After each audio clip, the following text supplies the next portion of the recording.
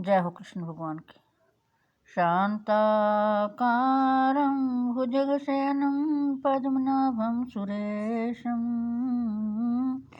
विश्वधारं गगनसदृशं मेघवर्णं शुभांगं लक्ष्मीकान्तं कमलनयनं योगिभिध्यानगम्यं वन्दे विष्णु भवभयहरं सर्वलोकैकनाथं। यं ब्रह्मा वरुणेन्द्ररुद्रमरुतः स्तुवन्ति दिव्यैस्त्वैर्वेदैः साङ्गपदाकर्मैर्गायन्त्यं सामगाः स्थितजगतेन मनसा पश्यन्त्यं योगिनो यस्यान्तं न विदुः सुरासुरगुणान् देवाय तस्मै नमः। जय हो कृष्ण भगवान की। अथ 5वां अध्याय। अर्जुन बोले, हे कृष्ण, आप कर्मों के संन्यास की और फिर कर्मयोग की प्रशंसा करते हैं, इसलिए इन दोनों में से जो एक मेरे लिए भली भांति निश्चित कल्याणकारक साधन हो उसको कहिए। श्री कृष्ण भगवान बोले, कर्म संन्यास और कर्मयोग ये दोनों ही परम कल्याण के करने वाले हैं, परंतु उन दोनों में भी कर्म संन्यास से कर्मयोग साधन में सुगम होने से श्रेष्ठ है।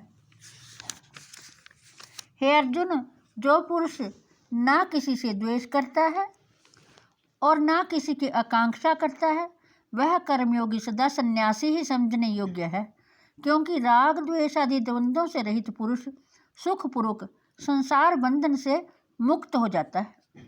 उपयुक्त संन्यास और कर्मयोग को मूर्ख लोग पृथक पृथक फल देने वाले कहते हैं, ना कि पंडित जन, क्योंकि दोनों में से एक में भी सम्यक प्रकार से स्थित पुरुष दोनों के फल रूप परमात्मा को प्राप्त होता है।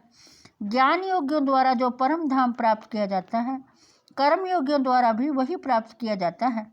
इसलिए जो पुरुष ज्ञान योग और कर्म योग को फल रूप में एक देखता है, वही यथार्थ देखता है। परंतु हे अर्जुन, कर्म योग के बिना संन्यास अर्थात मन, इंद्रिय और शरीर द्वारा होने वाले संपूर्ण कर्मों में कर्तापन का त्याग प्राप्त होना कठिन है, और भगवत स्वरूप को मनन करने वाला कर्मयोगी परब्रह्म परमात्मा को शीघ्र ही प्राप्त हो जाता है।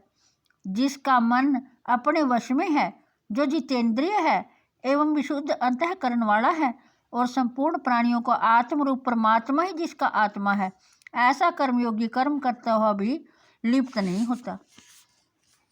तत्व को जानने वाला सांख्य योगी तो देखता हुआ, सुनता हुआ, स्पर्श करता हुआ, सूंघता हुआ, भोजन करता हुआ, गमन करता हुआ, सोता हुआ, श्वास लेता हुआ, बोलता हुआ, त्यागता हुआ, ग्रहण करता हुआ तथा आँखों को खोलता और मूंदता हुआ सब इंद्रियां अपने अपने कर्मों में अर्थों में बरत रही हैं, इस प्रकार समझकर निसंदेह ऐसा माने कि मैं कुछ भी नहीं करता हूँ। जो पुरुष सब कर्मों को परमात्मा में अर्पण करके